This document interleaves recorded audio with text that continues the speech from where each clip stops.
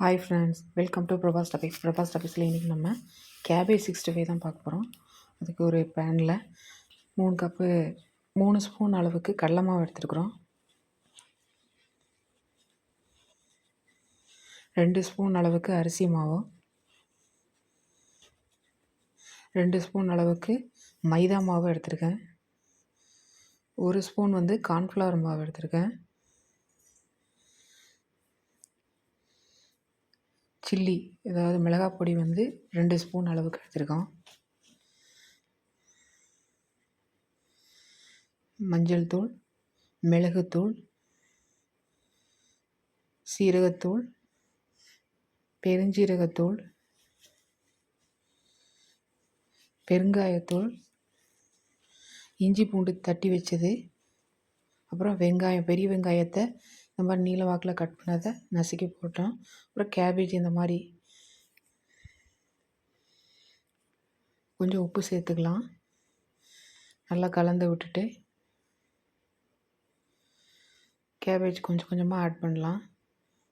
தண்ணி தெளித்து தான் பிசையணும். அப்படியே ஊற்றி பிசைஞ்சிடக்கூடாது, நல்லா வராது.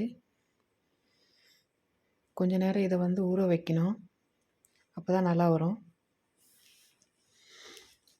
நல்லா இந்த மாதிரி தண்ணி கொஞ்சம் பார்த்து தெளித்து பிசைஞ்சுக்கோங்க. கொஞ்ச நேரம் ஒரு 1/2 அன் ஹவர் வரைக்கும் ஊற வைங்க நல்லா. ஆல்ரெடி நான் போட்டு பார்த்தேன், நல்லா வந்தது. ஸோ அதான் உங்களுக்கு வீடியோவில் காமிக்கிறேன்.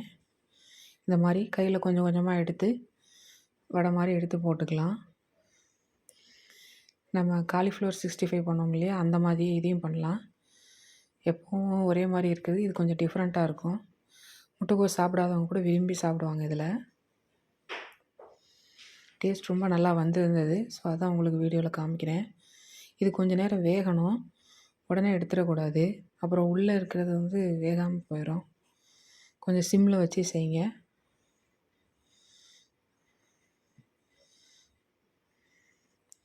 வீடியோக்காக நான் கொஞ்சம் குயிக்காக காமிக்கிறேன். பட் கொஞ்சம் நேரம் நல்லா வேக வச்சு அதுக்கப்புறம் தான் எடுக்கணும். அவ்வளோதான், ரெடி ஆயிடுச்சு நம்முடைய கேபேஜ் 65 கேபேஜ் ஃப்ரை ரெசிபி. அடுத்த பேட்ச் போட்டுட்ருக்கோம். இதே மாதிரி நீங்களும் எங்கள் வீட்டில் இது மாதிரி ட்ரை பண்ணி பாருங்கள். டேஸ்ட் ரொம்ப டிஃப்ரெண்ட்டாக வித்தியாசமாகவே இருக்கும். வீட்லேயே ஹெல்த்தியான ஸ்நாக்ஸ் ரெடி பண்ணி கொடுக்கலாம். ஓகே ஃப்ரெண்ட்ஸ், தேங்க்ஸ் ஃபார் வாட்சிங். தேங்க்யூ, பாய்.